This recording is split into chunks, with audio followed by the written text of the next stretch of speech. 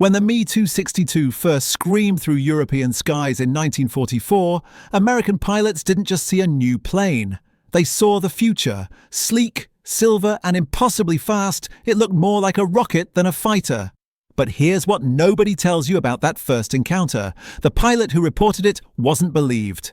His squadron commander actually grounded him for suspected fatigue, convinced no aircraft could possibly fly that fast. What changed his mind 3 days later would shake American Air Command to its core.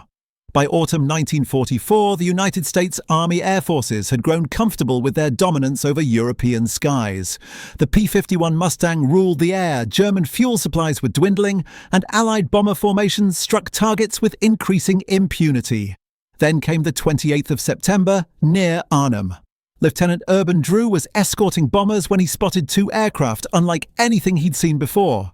No propellers, a shape that seemed to defy conventional aerodynamics, and a speed that made his Mustang feel like it was standing still.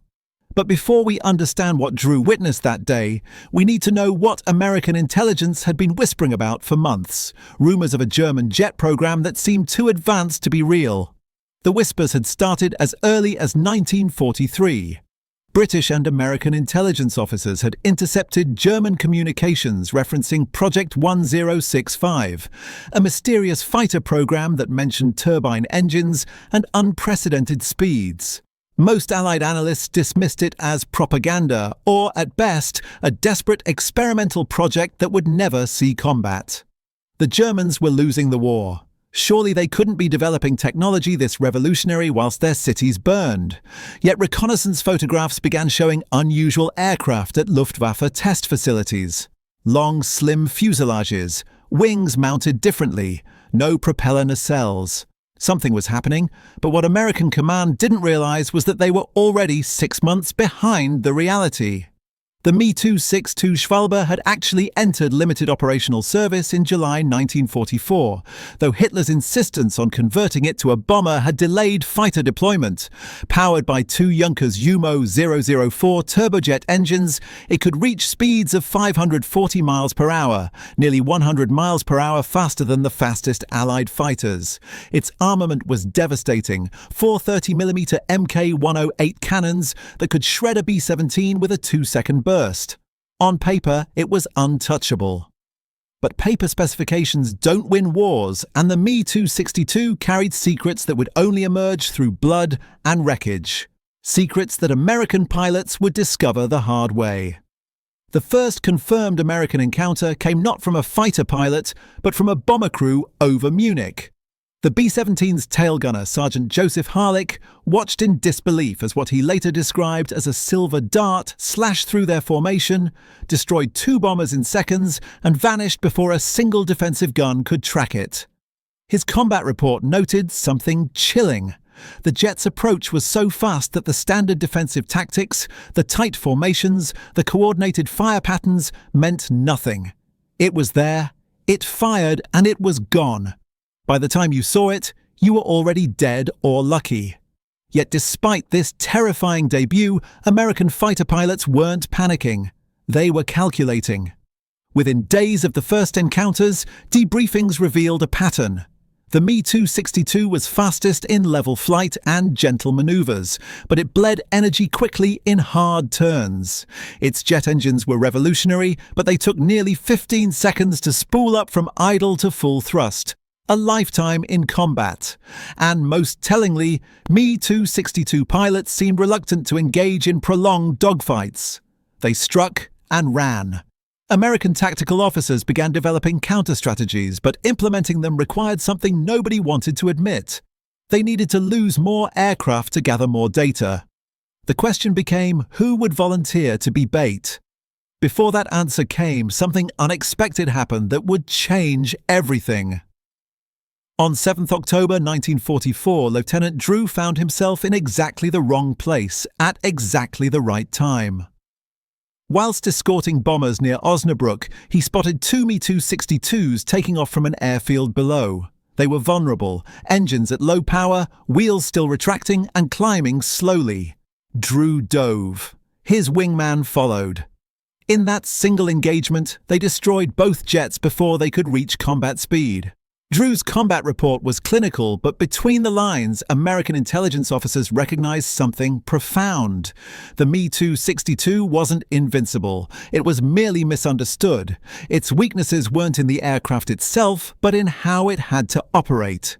Yet this revelation raised an even more disturbing question that nobody wanted to voice. If a handful of Me-262s, improperly deployed and flown by pilots still learning jet combat, could cause this much disruption, what would happen if Germany deployed them in the hundreds with experienced pilots and proper tactics?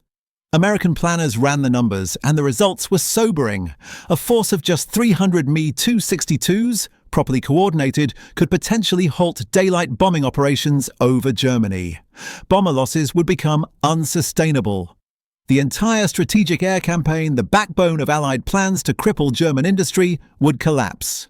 General Karl Spaatz, commanding US strategic air forces in Europe, sent an urgent classified memo to Washington in November 1944. The language was measured, but the subtext was clear. If Germany solved its production and fuel problems, the air war could shift dramatically. But there was something else in that memo, something Spaatz had learned from captured Luftwaffe documents that he shared with only his closest advisors. The Germans had actually designed the Me-262 back in 1939. 5 years earlier. If Hitler hadn't interfered with its development, insisting on bomber variants and delaying fighter production, the jet could have been operational by 1943. Imagine Me-262S over Schweinfurt, over Regensburg, over every major daylight raid of 1943. American losses during those missions had already been catastrophic. With jets in the sky, they might have been apocalyptic. This realization hit American command like a thunderbolt. They hadn't just been lucky, they'd been spared by their enemy's incompetence. But that raised yet another question, one that would haunt post-war analysis. What did the Soviets think of the Me-262? By late 1944, Soviet forces were pushing into Eastern Europe, and their pilots had also encountered the Schwalbe. Unlike the Americans, who fought the jet primarily over Germany, Soviet pilots met it over the Eastern Front, where German fuel shortages were even more severe, and pilot training had collapsed. Soviet after-action reports described the Me-262 dismissively, calling it a Wunderwaffe that arrived too late and in too few numbers to matter. Yet Soviet intelligence was quietly scooping up every piece of Me-262 technology they could find. Captured jets, engine components, design documents, even German engineers. The Americans noticed, and they started doing the same. Operation Lusty, the codename for Allied efforts to capture German aeronautical technology, made the Me-262 a top priority. Teams of technical intelligence officers raced across collapsing Germany in spring 1945, competing not just against time, but against each other. The British wanted jets. The French wanted jets. The Soviets wanted everything. American teams reached the underground Messerschmitt factories at Oberammergau just days before Soviet forces arrived. What they found stunned them. Hundreds of Me-262 airframes in various stages of completion. Advanced variants with swept wings, rocket-assisted models, designs for bombers, reconnaissance aircraft, even a two-seat night fighter version. The Germans hadn't just built one jet fighter, they'd built an entire family of jet aircraft, most of which never flew in combat. Among the documents recovered was something that changed American perceptions entirely.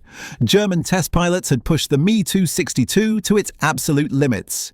In controlled conditions, with experienced pilots and proper maintenance, it wasn't just fast. It was breathtakingly effective. Kill ratios in some Luftwaffe units equipped with Me-262 exceeded 5-1, despite chronic fuel shortages and constant Allied airfield attacks. One pilot, Major Georg Peter Eder, had claimed 12 Allied aircraft destroyed in a single month, flying the jet. If the Germans had deployed it earlier in greater numbers with adequate support, the air war could have lasted months longer, perhaps into 1946, perhaps long enough for Germany to develop even more advanced weapons. American evaluation pilots who flew captured Me-262s came away shaken, not by fear, but by respect. This wasn't crude or desperate technology. It was brilliant engineering, years ahead of anything the Allies had fielded. But it also revealed something about the German war effort. The Me-262 was a masterpiece built by a collapsing empire. Its engines required exotic alloys Germany could no longer source. Its hydraulic systems needed fluids Germany couldn't produce. Its jet fuel demands exceeded supply by orders of magnitude. Even its landing gear was fragile, prone to collapse on rough airfields. One American test pilot summarized it perfectly. "It's the best fighter in the world as long as you have a factory, a paved runway, perfect fuel, and no enemies watching your takeoff." This paradox, a revolutionary aircraft crippled by logistics, became a case study taught at American military academies for decades. But the Me-262's impact didn't end in 1945. In fact, its real influence was only just beginning. Within months of Germany's surrender, American aircraft manufacturers began incorporating lessons from the Me-262 into their own designs. Lockheed's P-80 Shooting Star, America's first operational jet fighter, borrowed heavily from German research, particularly in engine placement and air intake design. North American Aviation's engineers studied captured Me-262s obsessively whilst developing the F-86 Sabre, the jet that would dominate Korean skies 5 years later. The Sabre's swept wings, its high-speed handling characteristics, even its gun sight systems, all trace their lineage back to Messerschmitt's revolutionary fighter. Soviet designers did the same. The MiG-15, the Sabre's nemesis over Korea, was essentially a refinement of German jet concepts, powered by a reverse-engineered British engine, but shaped by lessons learned from the Me-262. In a twisted sense, the Cold War's first jet battles were fought by aircraft descended from the same German ancestor. American military historians conducting classified assessments in the 1950s reached an uncomfortable conclusion. The Me-262 hadn't just been a wartime curiosity. It had been a glimpse of the future that arrived too early for Germany, but perfectly timed to teach the Allies how to build the next generation of fighters. Every American jet program from 1945 to 1955 owed something to the Schwalbe. But there was one more secret that remained buried in classified archives until the 1990s, something that changed how historians viewed the entire story. American intelligence had actually known about the Me-262's potential as early as 1943. A French resistance network had transmitted detailed specifications, including performance estimates that were remarkably accurate. Allied command had received this intelligence, analysed it, and made a calculated decision. They didn't accelerate American jet programs. They didn't radically alter bomber tactics. They gambled that Germany's industrial collapse would prevent mass production of the Me-262. And they were right. But it had been closer than anyone admitted. If German production had reached even half its projected targets, if fuel supplies had held out another 6 months, if Hitler hadn't wasted a year insisting on bomber conversions, the Me-262 could have changed the war's final year. American planners knew this. They'd run the scenarios. And they'd kept quiet because revealing how close it had been would have damaged public confidence and potentially affected post-war funding for America's own jet programs. Today, only a handful of Me-262s remain, some in museums, restored to gleaming perfection, others in private collections, occasionally flown at air shows where their distinctive howl still turns heads. For the pilots who faced them in 1944 and 1945, the memories remained vivid decades later. They spoke of an aircraft that seemed to belong to a different era. A glimpse of the 1950s dropped into the 1940s.